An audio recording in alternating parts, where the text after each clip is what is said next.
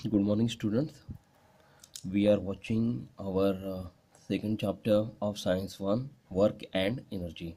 In our previous part, we have seen free fall, and before that, we have all the transformation of energy. We have seen the types of energy, it's just like mechanical energy, electrical energy, heat energy, sound energy, chemical energy, light energy, nuclear energy, gravitational energy, जो कि नाम यहाँ पे नहीं दिए गए हैं। इन सब एनर्जीज़ को हमने देखा पढ़ा। फिर हमने law of conservation of energy देखा। Energy can neither be created not destroyed, it can be converted from one form to another, and the total amount of energy it remain constant is called the law of conservation of energy. Next, we have seen the free fall. In this case, we calculate the total energy when the object at point A, we have got the total energy mgh. When the object is at point B, we have also get the total energy is equal to m into g into h, and when the point is at point C, we have got the total energy is equal to M into G into H. यानी कि जब जब point A B और सी पर था, तब तीनों समय पर हम लोग को total energy M G H मिली। और एम जी एच किसका सूत्र है बेटा? पोटेंशियल एनर्जी का। हाँ, तो इसके बाद अभी आज हम लोग शुरू करेंगे पावर यानी कि शक्ति, है ना। तो इसमें कुछ 3 उदाहरण दिए गए हैं। तीनों उदाहरणों के पूर्व मैं आप लोग को कोई एक उदाहरण देना चाहता हूं कि बिना शक्ति के कोई भी कार्य नहीं हो सकता, है ना। तो शक्ति में यदि कार्य है तो उसमें समय भी होता है।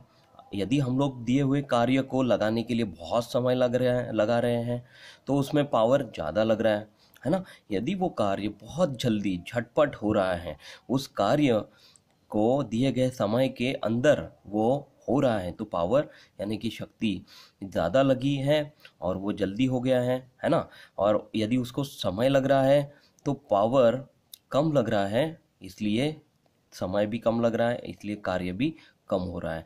तो जितना ज़्यादा पावर उतना जल्दी कार्य, और जितना कम पावर उतना समय लगने वाला कार्य। ये है पावर। तो can your father climb stairs as fast as you can, इसका मतलब होता है बेटा कि जैसे कि आप सीढ़ियाँ चढ़ रहे हैं और उसी गति से आपके पिताजी भी सीढ़ियाँ चढ़ रहे हैं, तो दोनों में से सबसे ज़्यादा फास्ट कौन चलेगा? ऑब्वियसली है आप ही ज़्यादा फास्ट चलेंगे, आपके पिताजी से भी ज़्यादा फास्ट, है ना। दूसरा प्रश्न है, दूसरा एग्जाम्पल है, will you fill the overhead water tank with the help of a bucket और एन इलेक्ट्रिक मोटर। मतलब छत पर लगी हुई टंकी का पानी आप बाल्टी से भरेंगे या मोटर की सहायता से भरेंगे? देखिए, यदि आप लोग बाल्टी से भरेंगे तो आपको बहुत समय लगेगा, है ना। और वही जगह पर अगर आप मोटर की सहायता से भरेंगे तो वो बहुत जल्दी हो जाएगा, बहुत जल्दी पानी टंकी में भर जाएगा। और तीसरा एग्जाम्पल है, suppose Rajshree, Yash and Ranjit have to reach the top of a small hill. एक पहाड़ी है, उस पर जाना है, उस पर चढ़ना है। एक राजश्री है, यश है और रंजीत है, 3 लड़के हैं। इन तीनों को पहाड़ी पर चढ़ना है। तो राजश्री जो है कैसे गया? राजश्री कैसे गई? If all of Rajshree went by car, Rajshree जो है वो मोटर से गई है।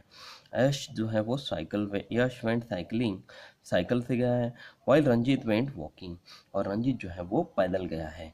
तो if all of them choose the same path, who will reach first and who will reach last. अगर तीनों एक ही रास्ते से गए हैं तो सबसे पहले कौन जाएगा और सबसे आखिरी में कौन जाएगा? ऑब्वियसली राजश्री जो है वो कार से गई है तो सबसे पहले जाएगी, यश साइकिल से जा रहा है तो उसके बाद जाएगा, और रंजीत चलते हुए जा रहा है तो वो आखिरी में जाएगा। In the above example, the work done is the same in each example, but the time taken to perform the work is different. तीनों एग्जाम्पल में लगने वाला कार्य जो है वो एक समान है ना। बट द टाइम, मतलब इसमें लगने वाला जो समय है वो बहुत अलग अलग है। To perform the work is different for each person और ईच मेथड। एक ही क्या बोलते हैं हम लोग, पद्धति से लगने वाला जो समय है वो भिन्न भिन्न होगा। द फास्ट और slow rate of the work done is express in term of power, और पावर के वर्क को हम लोग इसी से दर्शाएंगे, जितना फास्ट कार्य उतना ज़्यादा पावर, और जितना स्लो कार्य उतना कम पावर। तो पावर की डेफिनेशन यहाँ पे बताई गई है बेटा, power is the rate at which work is done. Power किसे कहेंगे हम लोग? इस पावर जो है एक शक्ति की दर को, कार्य की दर को शक्ति कहेंगे, कार्य की दर को हम लोग शक्ति कहेंगे। पावर की डेफिनेशन हम लोग बोल सकते हैं the rate of change of work and time. ये भी दूसरी एक डेफिनेशन हम लोग इसमें लिख सकते हैं, जो कि सिंपल है, जो कि हम लोग ये फार्मूले से इजीली बोल सकते हैं। यदि आप लोग को ये फार्मूला याद है, पता है, हम लोग बहुत अच्छे से लिख पाएंगे, तो हम लोग इसको बहुत अच्छे से याद करते हुए डेफिनेशन लिख सकते हैं बेटा, power is the rate of change of work and time. ठीक है, मतलब कार्य की दर को शक्ति कहेंगे, कार्य करने की दर को शक्ति कहेंगे। तो यहाँ पे वर्क डन जो है बेटा वो W, यानी कि वर्क हम लोग W से डिफाइन करेंगे, टाइम जो है वो T से डिफाइन करेंगे, और P पावर जो है वो P से डिफाइन करेंगे। जैसे कि आपको पता है बेटा कि इन SI system the unit of work is joule. Work का जो SI सिस्टम में यूनिट हमने देखा है, इकाई हमने देखी है, वो क्या है? जूल। तो पावर का जो यूनिट है वो क्या हो जाएगा फिर? यहाँ पे जूल है। टाइम का ऐसा यूनिट है सेकंड, तो क्या होगा? जूल पर सेकंड, है ना? तो the unit of power is joule per second, this is called as watt. Okay, अब हम लोग इसको थोड़े से एक्सप्लेन करके देखते हैं। So student, power is equal to work upon time. जैसे कि मैंने आपको बताया कि वर्क को हम लोग W लिखते हैं, T को हम लोग T टाइम लिखेंगे, और पावर को हम लोग P लिखेंगे। इस तरह से भी हम लोग इसको लिख सकते हैं। तो पावर की जो इकाई है वो क्या हो जाएंगी बेटा? वर्क की इकाई क्या है? जूल, और टाइम की क्या है बेटा? सेकंड। तो जूल पर सेकंड ये होगी पावर की इकाई, और ऐसा इकाई जो है इसको हम लोग वाट कहते हैं। क्या कहेंगे? वाट, यानी कि 1 watt is equal to 1 joule per second. Okay, देखिए यहाँ पे जूल पर सेकेंड को वैट भी कह सकते हैं। तो 1 watt is equal to 1 joule per second. मान लीजिए कि हम लोग को 1 किलो वैट कैलकुलेट करना है बेटा। 1 किलो वैट, किलो यानी कि जिसमें 1000 वाली कीमत होती है, जो भी 1000 लगी हुई जो इकाई होती है, संख्या होती है, उसको किलो कहेंगे हम लोग, है ना? तो 1 किलो वैट यानी कि क्या होगा बेटा? 1000 जूल पर 1 सेकेंड। तो 1 किलो वैट को हम लोग 1000 जूल पर 1 सेकेंड भी बोल सकते हैं। जैसे कि आपको यहाँ पे कॉपी में बताया गया बेटा, 1000 joule work perform in 1 second.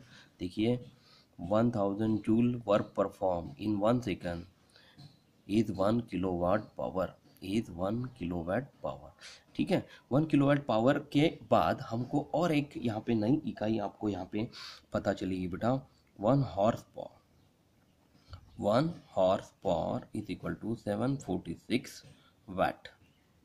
देखिए ये फॉर्मूले आपको याद रखने हैं, इसकी हर एक की संख्या, हर एक की वैल्यू आपको याद रखनी है। 1 horse power is equal to 746 watt, ये आपको पता होना चाहिए। अब हम लोग 1 horse power is equal to 746 watt देखने के बाद 1 किलो वैट आवर कैलकुलेट करने वाले हैं। 1 kilo watt hour is equal to क्या होगा? इसका इसी में मल्टीप्लिकेशन है बेटा। 1 किलो वैट और आवर, इन दोनों को मल्टीप्लाई करके 1 किलो वैट आवर बना है। तो यहाँ पे हम लोग लिख लेते हैं 1 किलो वैट इंटू 1 आवर। तो 1 किलो वैट यानी जैसे आप लोग को मैंने बताया कि 1000 वैट इंटू एक 1 आवर इज इक्वल टू क्या होता है बेटा? 1 आवर यानी कि 60 मिनट, और 60 मिनट्स यानी कि 60, अगर 60 मिनट को हम लोग को सेकंड में कन्वर्ट करना है तो 1 hour is equal to 60 minute, और इसी को अगर सेकंड में कन्वर्ट करना है तो 60 मिनट इंटू 60 सेकंड, यानी कि क्या होगा? 6 इंटू 6 6 6 द 36। तो आपका आंसर आएगा बेटा 3600 सेकेंड, यानी 3600 सेकेंड। तो यहाँ पे 1 hour is equal to 3600 second हम लोग लिख लेते हैं।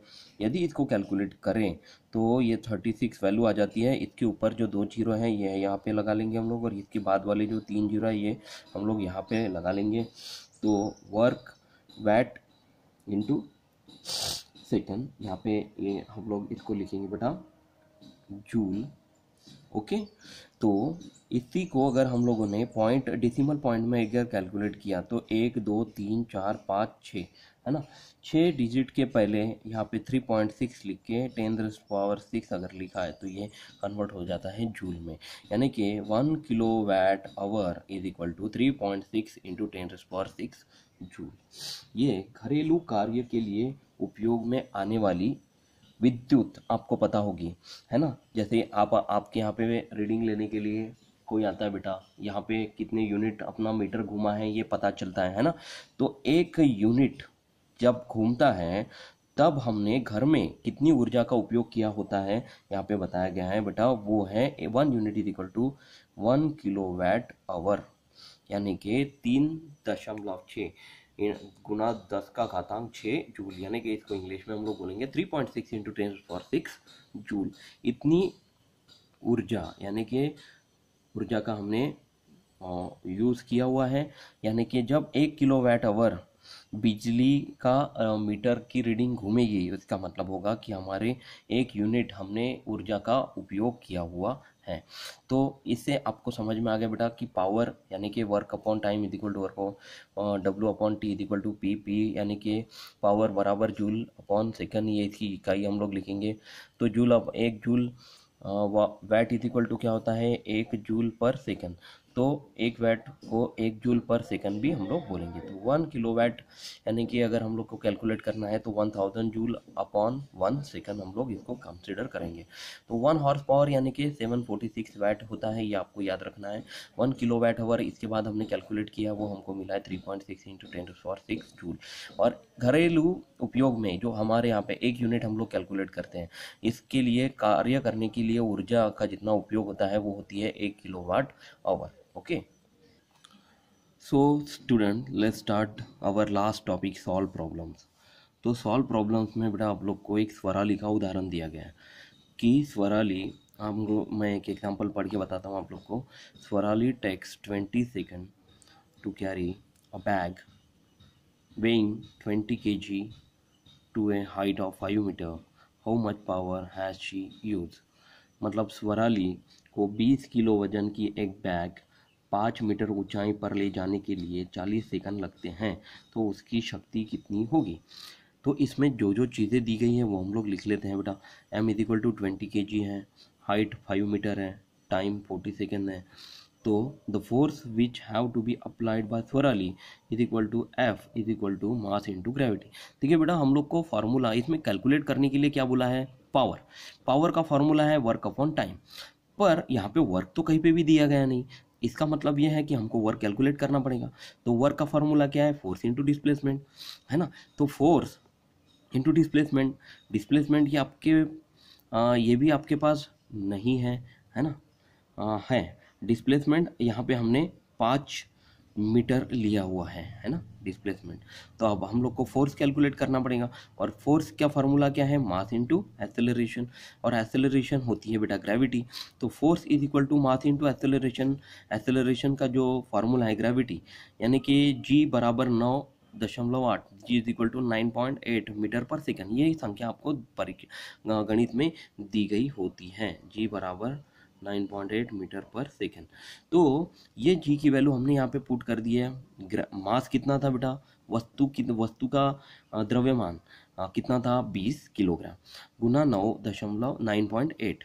तो इसको कैलकुलेट करने के बाद फोर्स हम लोग को कितना मिला है 196 न्यूटन, है ना। फोर्स की इकाई क्या है, न्यूटन, तो हम लोग इसको न्यूटन में लिखेंगे। एक बार हमको अभी फोर्स मिल गया तो फोर्स वर्क के फॉर्मूले फोर्स और डिस्प्लेसमेंट को मल्टीप्लाई करेंगे हम लोग। डिस्प्लेसमेंट आप लोग को हाइट यानी कि 5 मीटर दी है, तो 196 फोर्स है वहाँ पे रखेंगे 5 से इसको मल्टीप्लाई करेंगे और हमको यहाँ पे आंसर क्या मिलता है बेटा 980 जूल। 980 जूल हमको यहाँ पे वर्क मिल रहा है। वर्क हमने कैलकुलेट करने के बाद अब इसको हम लोग टाइम से हम लोग को इसको डिवाइड करना है, क्योंकि यही हमारा फॉर्मूला है, power is equal to work upon time, and therefore is equal to 980 upon 40। Work कितना था 980 अपॉन 40 से इसको डिवाइड करने के बाद हमको पावर यहाँ पे मिल रहा है बेटा, इसको हम लोगों ने कैलकुलेट किया है। सो देखिए स्टूडेंट, यहाँ पे 980 अपॉन 40 हमने किया हुआ है।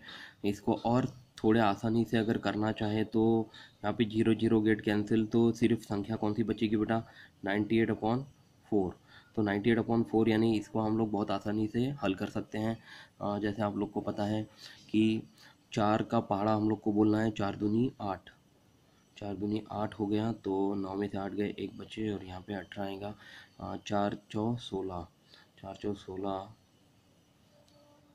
18 में से 16 गए, कितने बचेंगे 2।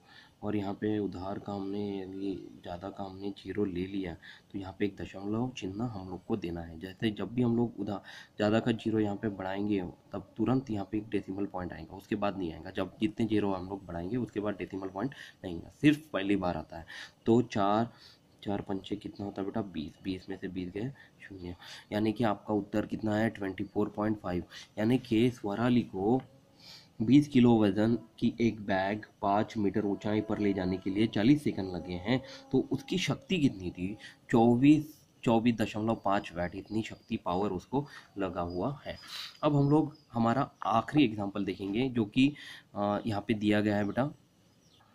सो देखिए student, 25 watt electric bulb is use for 10 hours every day, मतलब 25 वैट का एक बल्ब हर दिन 10 घंटे तक उपयोग में लाया जाता है।